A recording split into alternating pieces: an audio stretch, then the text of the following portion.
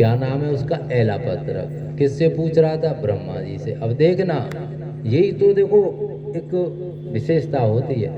एलापत्रक पूछ रहा था और ब्रह्मा जी से पूछ रहा था। अब ब्रह्मा जी बता रहे थे उसे, तो ब्रह्मा जी क्या कहते हैं कि महाकाल वन में महामाया के समीप, महाकाल वन में महामाया के समीप एक दिव्य लिंग है, उसकी आराधना करो तो तुम्हें श्राप से मुक्ति प्राप्त हो जाएगी। अब ये शब्द सुन किसने लिए? पूछा तो था एलापत्रक ने, सुन लिया किसने? करकोटक ने। और करकोटक ने जैसे ही सुना वो तुरंत भाग गया, वो भाग गया पहले। पूछा था एलापत्रक ने और पहुंच गया कौन? करकोटक। अब करकोटक जब गया महाराज, तो उसने जाकर के ब्रह्मा जी के वचनानुसार जैसा बताया था वैसा ही उसने करकोटक ने वहां पे उपाय किया, आराधना की। देवाय देव महादेव प्रसन्न हो गए, प्रसन्न हुए, प्रकट हुए। महादेव प्रसन्न जब हुए तो महादेव ने वरदान दिया। सर्वप्रथम पूछा कि बोलो करकोटक, क्या इच्छा है तुम्हारी, क्या मांगना चाहते हो? तो करकोटक कहता है कि प्रभु मेरी कोई इच्छा नहीं है, मैं तो यही चाहता हूँ। देखो ये भी एक विशेष बात है, सुना अवश्य था। करकोटक ने बताया था, ब्रह्मा जी ने एलापत्र को करकोटक ने सुना था, ठीक है, अच्छी बात है। लेकिन इससे भी ज्यादा अच्छी बात क्या है, श्रेष्ठता क्या है कि करकोटक ने प्रसन्न किया, आराधना की महादेव की। तो महादेव ने पूछा क्या चाहिए, तो उसने क्या कहा कि प्रभु मुझे कुछ नहीं चाहिए, बस मुझे यही चाहिए कि नाग योनि का उद्धार हो, उनका विनाश न हो। तो ये एक सबसे सर्वोत्तम, सबसे उत्तम बात जो है वो यही है। उसने अपने लिए कुछ नहीं मांगा, नाग योनि के लिए मांगा, इनका विनाश न हो। तत्पश्चात देवाय देव महादेव कहते हैं कि हे करकोटक, धर्माचरण करने वाले नागों का विनाश नहीं होगा, तो धर्म का आचरण करने वाले हैं उनका नाश नहीं होगा। जो धर्म का आचरण करने वाले नहीं हैं उनका अवश्य होगा, वही भस्म होंगे मात्र। साथ ही ये जो लिंग है जिसकी तुमने आराधना की है, जिसकी उपासना तुमने की है, आज से ये तुम्हारे नाम से विख्यात होगा। और तभी से ये महाराज किसने वरदान लिया था? करकोटक ने। करकोटक को ही तो वरदान दिया। इसीलिए इस दिव्य लिंग को आज हम कहते हैं करकोटेश्वर, करकोटेश्वर महादेव, जो कि 10वें नंबर पर आते हैं, जिनके यदि हम आराधना करें तो सर्प पीड़ा से मुक्ति प्राप्त होती है, वंश वृद्धि होती है। चतुर्दशी व पंचमी को सावन मास में इनका यदि हम पूजन कर लेते हैं तो विशेष फलों को प्राप्ति हो जाती है स्वतः ही। हर सिद्धि माता मंदिर में इनका स्थान है, ऐसी गाथा है स्कंद पुराण में श्री करकोटेश्वर महादेव की। बोलो करकोटेश्वर महादेव की जय। और देखो लोग कहते हैं भजन करो, ये कल की कथा चल रही है, अभी 10 नंबर पे पहुंचे हैं, जबकि एक दिन में 12 होने चाहिए। अब कल के 12 और आज के 12, 24 तो यही हो गए। अब कहाँ से तो भजन कर लो, कहाँ से शिव पुराण कर लो, बताओ आप। देखो विचार करने वाली बात है। हम ये नहीं है कि हम अपनी प्रशंसा कर रहे हैं या आपको भ्रमित कर रहे हैं, सत्यता बता रहे हैं, सत्यता बता रहे हैं। अब जो गाथा है उसे विस्तार रूप से नहीं कह रहे हैं, सबसे पहली बात। अब भी विस्तार में नहीं चल रहे हैं, विस्तार में चलेंगे तो फिर वो नहीं होना है, फिर 7 दिन में नहीं हो पाएगा। ये एक वो मधुमक्खी होती है, मधुमक्खी जैसे कि बोलते हैं कि अरे इसमें कंकड़ मरा, क्यों? क्योंकि ये तो इधर उधर भागेगी। उसी प्रकार से ये कथा है शिव महापुराण की 84 महादेव। इसीलिए विद्वान लोग इसे जैसे रखिए वैसे ही विराजमान रहने दो, ये तो तभी सही रहती है कि बीच बीच में प्रसंग के रूप में एक शिवलिंग का वर्णन दे दिया। तो उसमें क्या है कि उसमें बस यही होता है कि सामने वाले को, भक्तों को, श्रद्धालुओं को ये ज्ञात ही नहीं रहता कि क्या कहा था महाराज ने, ये 84 महादेव में क्या है क्या नहीं। आगे वर्णन आता है महाराज, और जो आगे वर्णन आता है उस वर्णन से पूर्व हम चाहेंगे कि कुछ खा पी लें थोड़ा सा, एक भजनामृत पी लें थोड़ा सा, जिससे कि सभी को और सभी के साथ साथ हमें भी आराम मिले।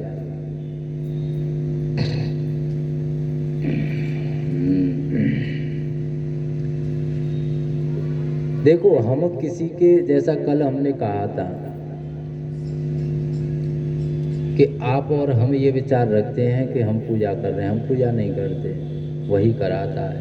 मंदिर हम नहीं जाते, वही बुलाता है, वही बुलाता है। कथा में हम नहीं जाते, वही बुलाता है।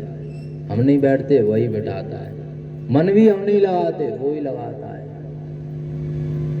मन भी वही लगाता है, सारे कार्य वही करने वाला है।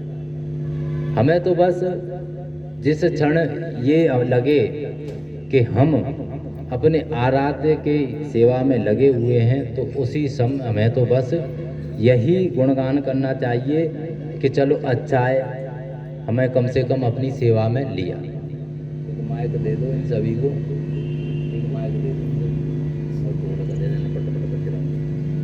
हाँ यार, दे दो। हाँ तो दे दो,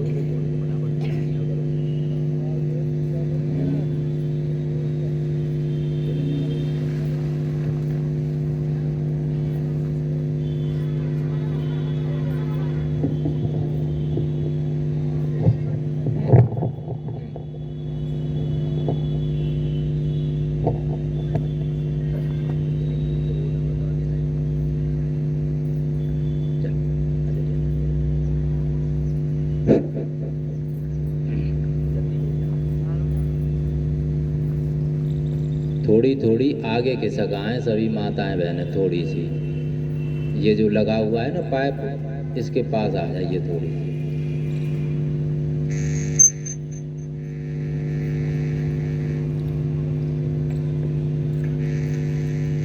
ज्यादा खींचना नहीं।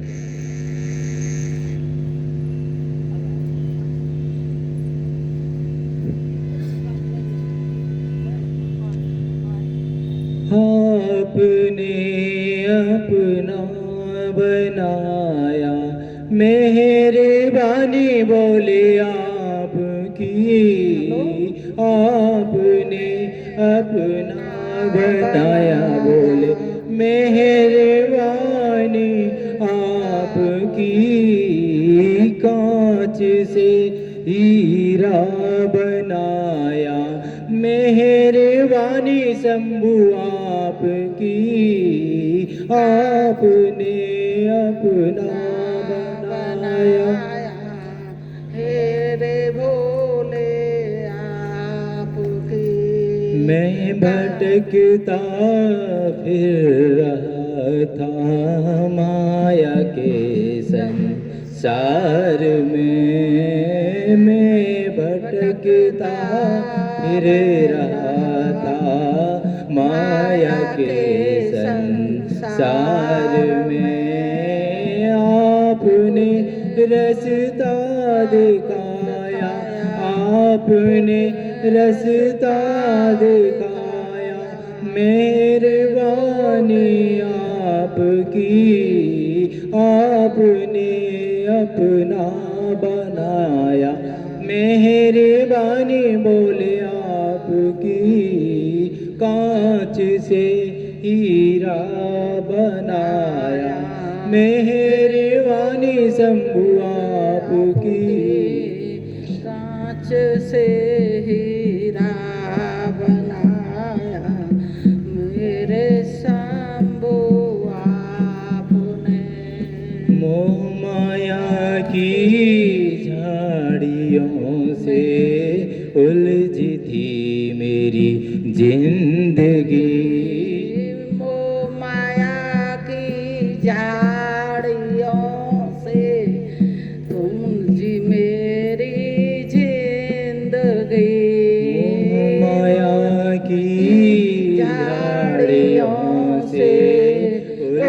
थी मेरी जिंदगी। आके बोले तुमने बचाया, आके बोले तूने बचाया, मेहरबानी आपकी, आपने अपना बनाया।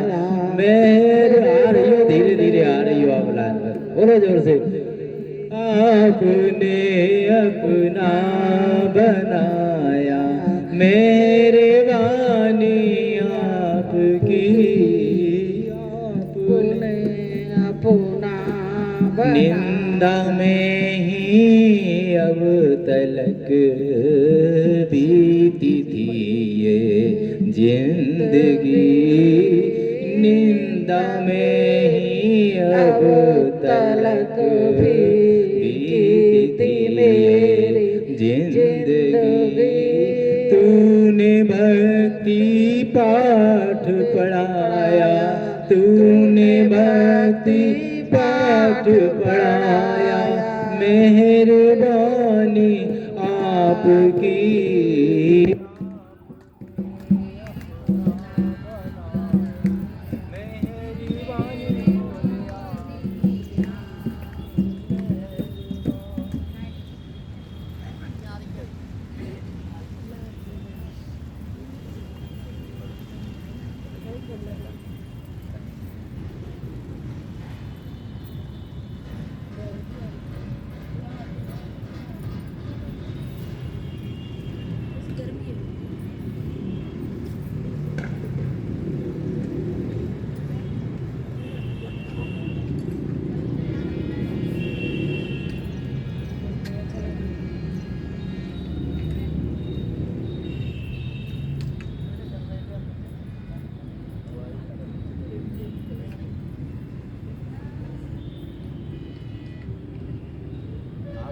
आता है महाराज।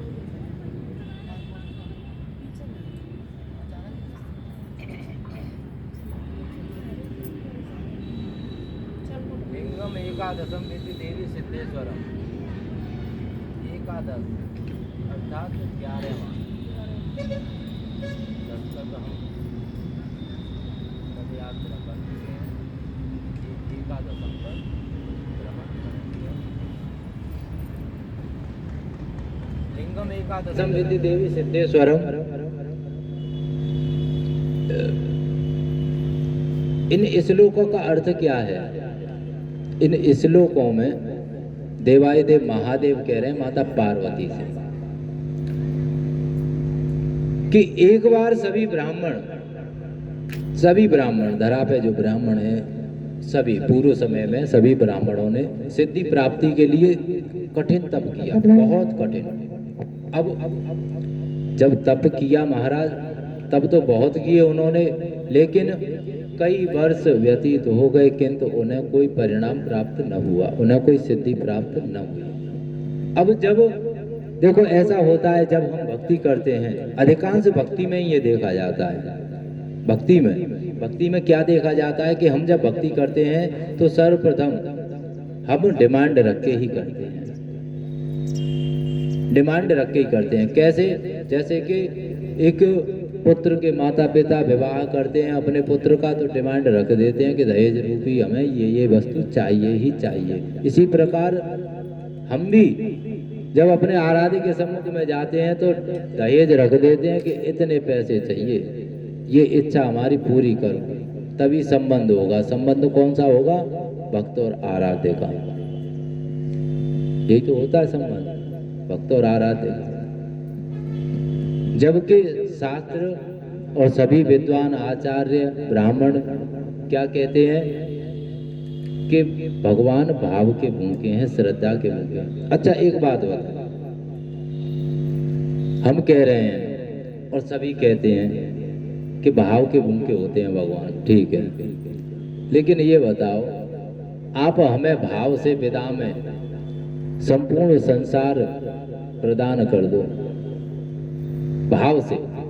भाई भावी तो है, भाव से देना है, संपूर्ण संसार आप हमें दे दो कि महाराज भाव से हम संपूर्ण संसार आपको दे रहे हैं, तो महाराज प्रसन्न होंगे। महाराज तो यही कहेंगे ऐसे संसार का क्या लाभ, तुमने कुछ दिया नहीं, हमने कुछ लिया नहीं, 1 रुपया जेब में आया नहीं, यही तो होगा। किंतु भगवान ऐसे नहीं है, हमारे आराध्य ऐसे नहीं है। वो तो ये कहते हैं कि तुम कहो तो सही, तुम्हें इतना सामर्थ्य भी तो होना चाहिए, तुम्हारा इतना विश्वास दृढ़ भी तो होना चाहिए कि तुम इतने विश्वास के साथ ये कह सको कि मैंने ये दिया था। अपने आराध्य से तुम ये कह तो सको। अब ये कहने का अर्थ यहाँ ये है कि भक्ति जो होती है वो निस्वार्थ भाव से ही होती है, उसमें स्वार्थ नहीं होता है। और इसीलिए यहाँ ब्राह्मणों को किसी सिद्धि की प्राप्ति नहीं हुई। अब जब सिद्धि की प्राप्ति नहीं हुई, इतना तप किया, तो ब्राह्मणों को क्रोध आया, और क्रोध में उन्होंने क्या निर्णय लिया कि ये शास्त्र, ये पुराण, ये उपनिषद, ये सभी मनुष्य को भ्रमित करते हैं, इनमें सत्यता नहीं है, और उनसे विमुख होने को तत्पर हो गए ब्राह्मण। कौन तत्पर हुए? ब्राह्मण। जैसे ही तत्पर हुए तभी आकाशवाणी हो गई, तभी आकाशवाणी हुई, और आकाशवाणी ने कहा कि हे ब्राह्मणों, स्वार्थ त्याग के भक्ति करो, स्वार्थ त्याग करके तप करो, तुम्हें सभी सिद्धियां प्राप्त होंगी, सभी सिद्धियां प्राप्त होंगी। और ये सिद्धियां प्राप्त करने के लिए महाकाल वन में वीरभद्र के निकट एक दिव्य लिंग है, जो कि सिद्धि के दाता महादेव हैं। उनके दिव्य लिंग की उपासना कीजिए, और उन्हीं की उपासना से आपको सिद्धियां प्राप्त होंगी। तत्पश्चात सभी ब्राह्मण वहां जाते हैं और उस दिव्य लिंग की उपासना करते हैं, साधना करते हैं, जो कि अन्य स्थानों पे उन्हीं ब्राह्मणों ने कई वर्ष तप साधना किए थे, किंतु कोई परिणाम न मिला हुआ था, कोई प्राप्त न हुआ था। लेकिन उन्हीं ब्राह्मणों ने कुछ ही समय में उस दिव्य लिंग की आराधना करने से उन्हें संपूर्ण सिद्धियां प्राप्त हो गईं। और जब सिद्धियां प्राप्त हो गईं तो महाराज, जैसा कि नाम से ही प्रदर्शित होता है सिद्धि, इसीलिए इस दिव्य लिंग को देवाधिदेव महादेव के को महाकाल में जो विराजमान है, जो कि एकादश क्रम में आते हैं, उन्हें नाम दिया गया एकादश, जिनके दर्शन से मनुष्य को सिद्धियों के साथ साथ शिवलोक की प्राप्ति होती है। इनके दर्शन का समय जो है, वो समय जो बताया जाएगा सभी दिव्य लिंगों का, वो विशेष ही बताया जाएगा। वैसे आप कभी भी जा सकते हो, किंतु जो शास्त्रों में वर्णित है अधिकांश अधिक पुण्य फल प्रदान करने वाला, उसी का वर्णन दिया जाएगा। इनका जो समय है दर्शन करने का, वो कृष्ण पक्ष की अष्टमी चतुर्दशी है। भैरूगढ़ के क्षेत्र में सिद्धनाथ मंदिर के पास विराजमान है ये। बोलो सिद्धेश्वर महादेव की जय। आगे वर्णन आता है महाराज श्री लोकपालेश्वर जी का। लोकपालेश्वर, द्वादश लोकपालेश्वरम शिवम, 12वें ग्राम पे हैं ये। इसीलिए पूर्व समय में एक बार हिरण्यकश्यप, आप सभी ने जैसे श्रवण किया होगा, पूर्व समय में हिरण्यकश्यप जिसने देवताओं के आधिपत्य को, स्वर्ग को, स्थान को, उनकी धरा को छीन लिया, और जब छीन लिया, आधिपत्य जमा लिया, तो महाराज धरा पर धार्मिक कार्य बंद हो गए। लोग कहते हैं, सभी शास्त्रों में वर्णित भी है कि कलिकाल के अंत में कल की भगवान प्रकट होंगे, और कब प्रकट होंगे? जब इस धरा से धर्म का नाम लुप्त हो जाएगा। अब उसके कई कारण हैं। कहना नहीं चाहिए और हम कहेंगे भी नहीं, कह रहे रुकावट आ गई। वैसे हम कहने के इच्छुक थे लेकिन रुकावट आ गई किसी प्रकार से, तो अब उसे कहेंगे ही नहीं। कारण उसके कई हैं। देखो, ऐसा नहीं है कि कई स्थानों पे ब्राह्मण भी कारण हैं, ब्राह्मण भी कारण है। कुछ स्थानों पर श्रद्धालु भी कारण है। एक को दोष देना ये श्रेष्ठता का भाव नहीं है।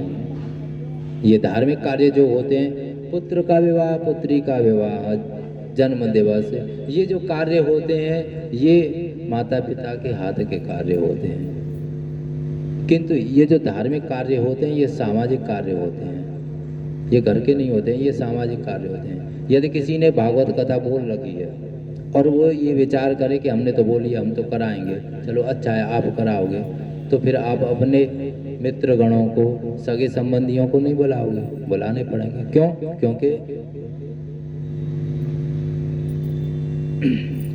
क्योंकि ये सामाजिक कार्य है, इसलिए।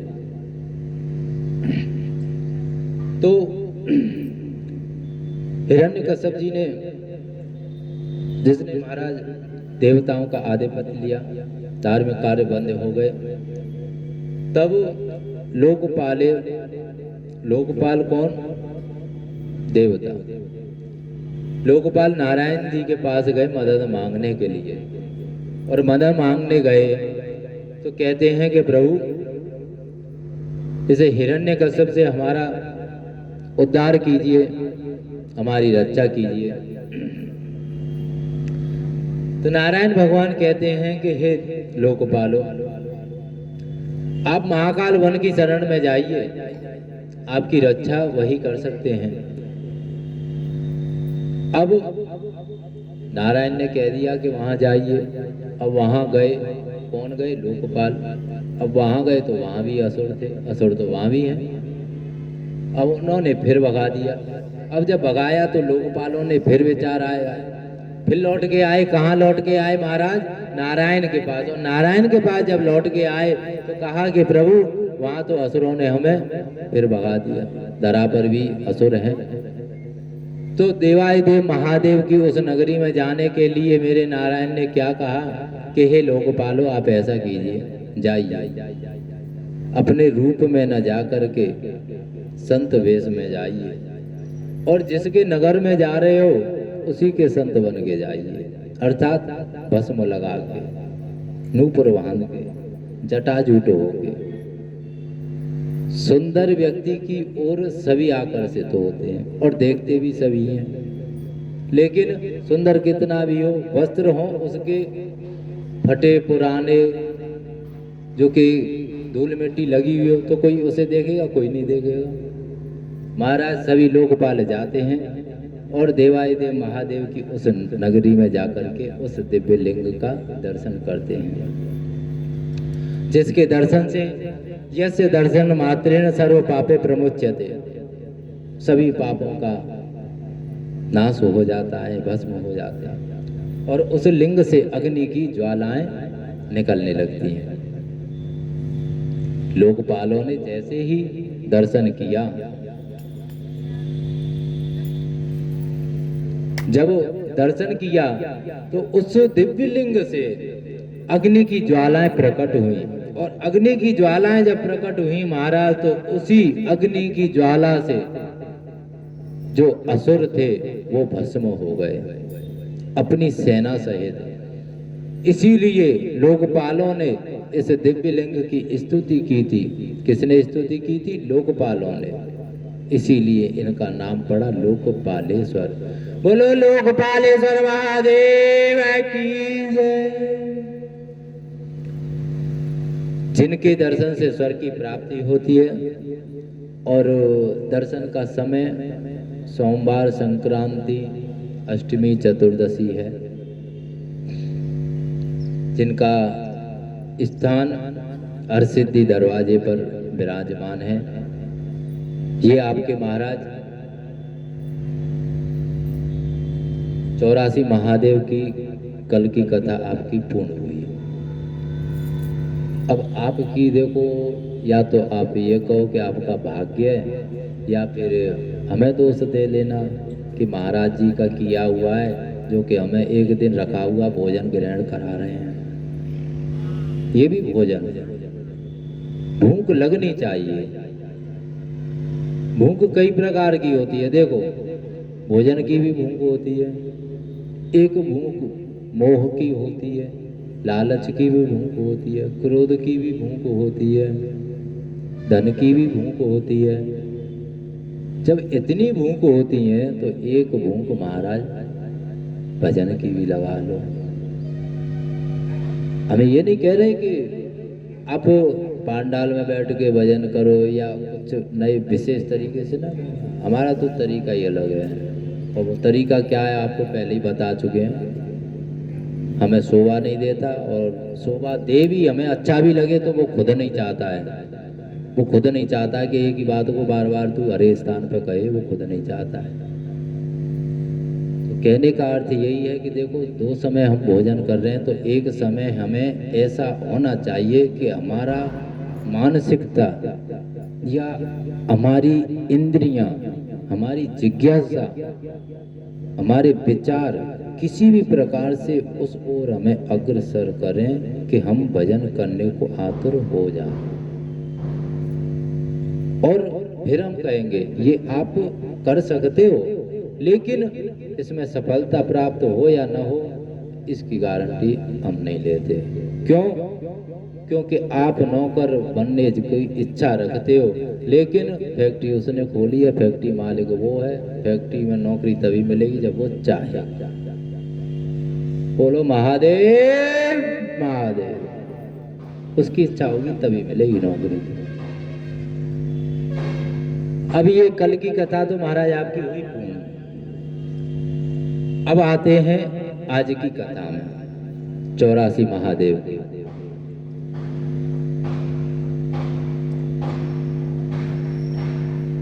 कथा से पूर्व एक बार अपने आराध्य का स्मरण करेंगे। ले लो यदि हो आपके पास तो माइक।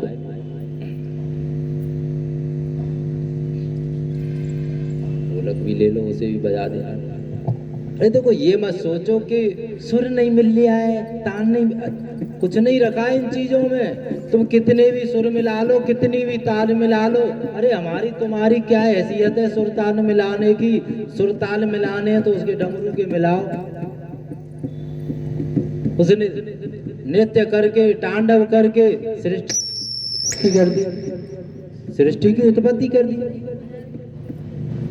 तो सुरताल की विचार मत करो, जैसा हो रहा है वैसा होने दो। बस ये भाव रखिए कि हमारी जिब्या से नाम निकल लिया हमारे आराध्य का, और जिब्या से भी नहीं निकले तो मत निकले, गूंगे बन जाओ। यहाँ से निकले मन से बस। और बताओ क्या करना चाहिए? देखो, भजन ऐसे गाएंगे हम जिससे कि आपकी समझ में आ जाए, हमें मालूम है। और एक बार जब हम गाएंगे ना तो दूसरी लाइन आप खुद ही समझ जाओ कि ये तो वो वाली बात है, वो वाली, आप खुद समझ जाओगे।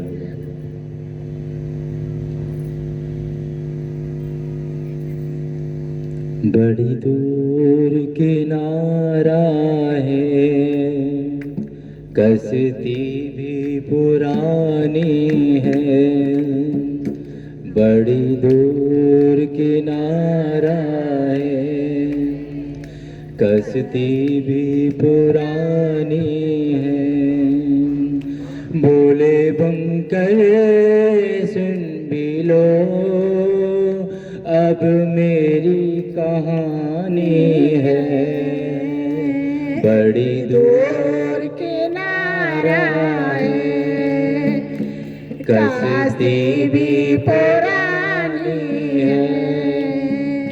बोले शंकर सुन भी लो अब मेरी कहानी है। बड़ी दूर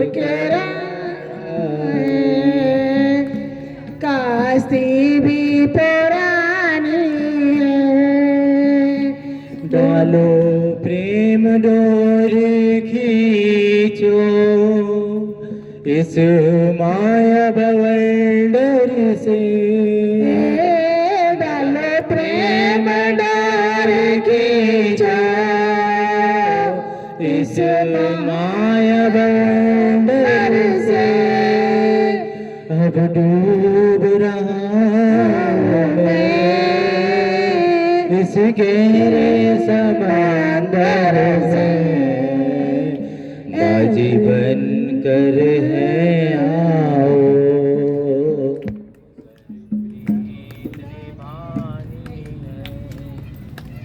भोले शंकर सुन भी लो अब मेरी कहानी है, बड़ी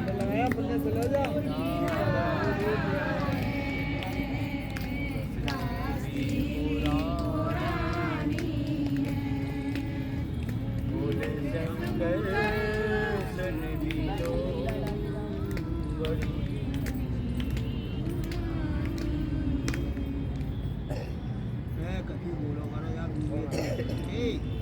पढ़े लो अंतर मन की, कोई शब्द न बन पाए, पढ़े लो अंतर मन की,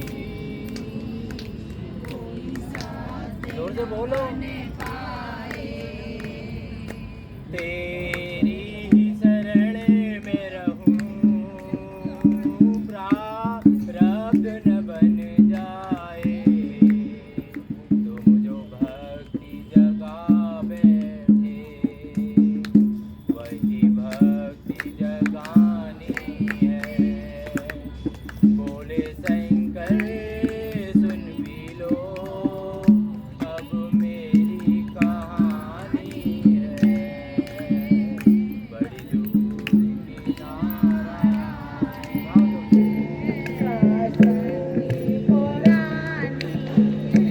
भोले शंकर सुन भी लो ये मेरी कहानी है। महाभाव भाग देकर भक्ति से भर दे मुझे, अब काशी में रहने के काबिल तू कर दे मुझे। महाभाव भाग देकर भक्ति से भर दे मुझे, अब काशी में रहने के काबिल तू कर दे मुझे।